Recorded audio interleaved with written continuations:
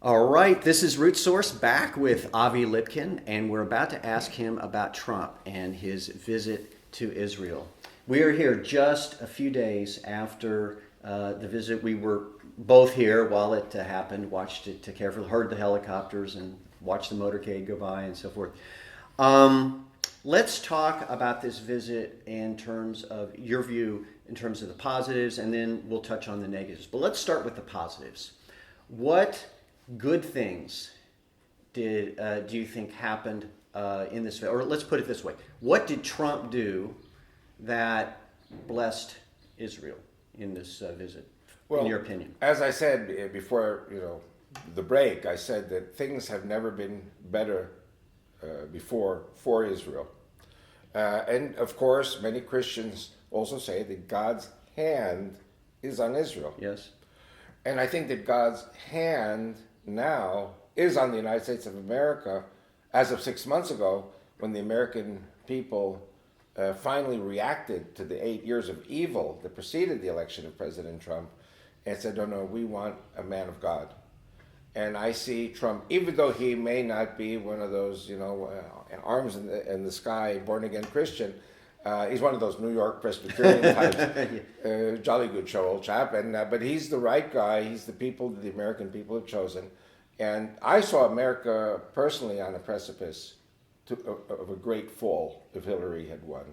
And we could do at least an hour or two just on that, which is not the purpose of our show. One of the great things that President Trump said before coming to Israel, before the elections, he said that America's debt as a result of President Obama has gone from $5 trillion to $20 trillion. Mm-hmm. He said, I will bring the debt down from 20 trillion to 10 trillion. Now, that's a lot. yes, I know a very famous Christian leader in America, and I won't mention his name, forgive me for saying it, who abandoned ship and went to live in another country because he said, there's no way in the world, economically or physically, that you can overcome a debt of $20 trillion. America's lost, America's gone, Obama has destroyed the country. Now, when you have a president who says that I'm going to bring the debt down from 20 trillion to 10 trillion, this is a remarkable achievement, even that he said it. Hillary never said it. Yeah. Hillary had no plan for reviving the American economy. The regulation had to go, the taxes have to go, things have to be fixed in America. And before you talk about Israel, you have to talk about Saudi Arabia. And what he did for Saudi Arabia, and we'll talk about the negatives in a moment. The total deal over 10 years is $500 billion. This is a very, very important spur to get the American debt to start coming down. We're talking about thousands, if not tens of thousands, if not hundreds of thousands of jobs for the American people. I was acting rabbi in a conservative synagogue in Williamsport, Pennsylvania for 70 days in 1995. Mm-hmm. Pennsylvania is a very rich state. It's also a democratic state, what they say a blue state. Pennsylvania is very rich. It has oil, gas, and coal. The 8 years of Obama placed so many EPA rules that a lot of companies and businesses went down. Yeah. People lost their jobs. And I was watching CNN to the final count. I couldn't believe it. They kept saying Pennsylvania is going to go for Hillary. And I said, no, they're not, because I know the people of Pennsylvania. I was acting rabbi there. I met the people. And now the people of Pennsylvania are ecstatic because all of these EPA rules, the regulations have been removed. And now the people of Pennsylvania can start raising their families again and, raising their companies. And so forth and so on in many states of the United States. So firstly, we have to look at the economic achievements of President Trump. And, regarding Israel, before I talk about Israel, Right. I have to tell you a joke. Okay. And this joke goes back to 1967. 50 years from 50 this years year? ago, yeah. We had a prime minister in Israel by the name of Levi Eshkol. Uh-huh. He was the one before Golda Meir. And the joke goes like this. His advisor comes in and says, Mr. Prime Minister, we have some very bad news. He says, oh, yes, really, what's the bad news? Oh, there's a horrible drought. Really? Horrible? Oh, that's terrible news. Where's the horrible drought? In the Negev. The Negev, the south of Israel. He says, in the Is that- Negev? and this is news. He says, in the Negev? Oh, that's not so bad. For a minute, I was afraid the drought was in Kansas. You see, because for Israel, whatever happens in the United States happens to Israel. Israel Okay. is totally dependent and praying for God's blessing constantly to be on the United States of America. Of course, Israel has an ulterior motive. But don't forget, it's the same God. It's the same Judeo-Christian values that we all share. Yes. And I say people get offended both in Israel and in America when I say this. I say Israel and America are tied at the hip. We're Siamese twins. And, we're together in all of this. And so President Trump will be blessed if he blesses Israel, and Israel will be blessed if America is blessed. Right. And until now, I cannot see anything negative. Of course, there are some concerns. Well, no. Before we go to negative, that Trump went to the Western Wall. Right. How positive was that in your mind? Absolutely, the most powerful thing any president can do in his first trip to Israel. I don't think a sitting president has ever gone to the Western Wall. Very, right? very correct. And I have to tell you, he covered his head, which is out of sign of respect. Yeah. Melania, I love her to pieces. I think everyone loves Melania and Ivanka. They covered their heads at the wall. Yeah. They didn't cover their heads in Saudi Arabia. Oh. They covered their heads in the That is a very good point. And also, I didn't think about that. Also, in the presence of the Pope, they covered their heads, Yes. but not in Saudi. Yes. So, Interesting. Interesting. And I have to tell you, I was watching Trump on TV when he was delivering a speech in Saudi Arabia for all these dozens of Muslim leaders and kings, and he never said Allah. He said, "May God bless you. May God bless you."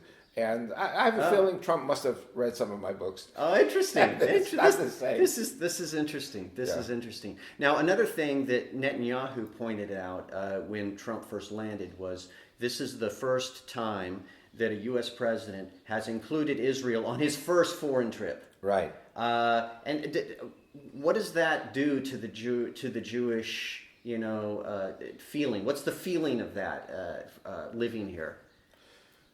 Respect, importance? Does it convey these things? I have to tell you, Israel, I don't want to say that Israel has a checkered history with the United States, but as you probably remember, in 1948, Truman voted for Israel to become an independent state, but the Secretary of State Marshall would not give any help to the Israeli fledgling army, would not support Israel. And actually, it was Czechoslovakia, which was a communist-controlled country at that time, gave us our Czech Mausers, rifles, and really? the German Spitfires, the German Messerschmitts that had been left behind in Czechoslovakia. The Czechs gave them to us, and those were our first planes to defeat the Arab armies invading Israel, the Egyptian army invading Israel. So the Czechs were with us. Then the French were. But by the way, just a quick, in the previous segment we were talking about the Czechs. You mentioned that the Czechs have recognized West Jerusalem as the capital of Israel. You called it that a positive thing, and so there's a history there. Yeah. There's a history of blessing Israel. Good for them.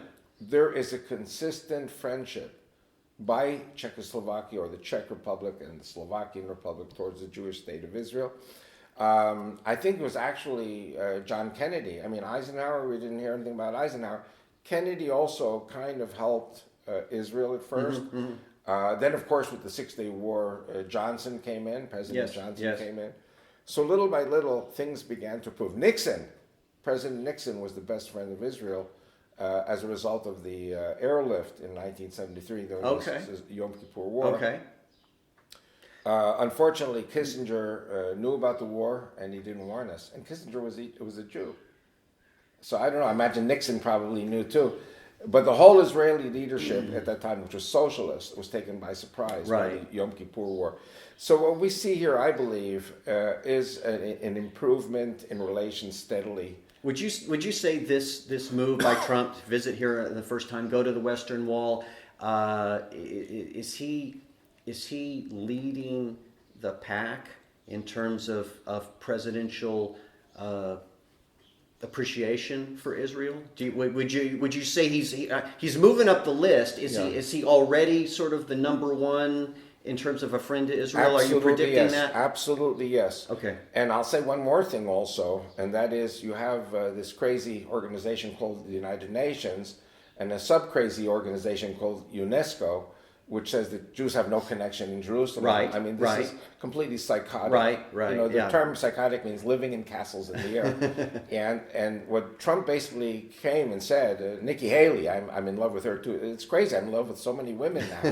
And They say the right things. They do the right moves. Yeah. They say the right things. And Nikki Haley said we're going to stop funding the United Nations if they keep making these stupid remarks and votes. Yeah. And what you see happening is little by little chipping away at the opposition to Israel. You're going to find many countries which, because they're Christian on the surface, they should be all along with Israel. Yes. And this whole thing about Jerusalem, if the Jews have no right, the Christians have no right to Yes, Jerusalem. yes, That's what yes. the Muslims want. Yes. And yes. so it's very important that's- for yeah. true It's Christian very good. leadership That's to stand with the Jews, because we're the only ones who will defend Christian interests. And I'm forming a Judeo-Christian party to run for the Knesset, and this will be the first and only time until now that Christians will have representation in our legislature. We'll make sure your contact information is on this for people who'd like to get more information and support you in this process. On Trump and his visit, there's one other thing I wanted to ask you about.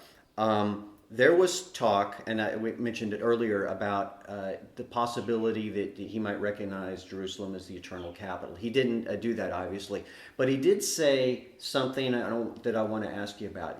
In his concluding remarks at the Israel Museum, he made a comment that he said the Jewish people have if I remember this wording right, have an eternal connection to this land. Right.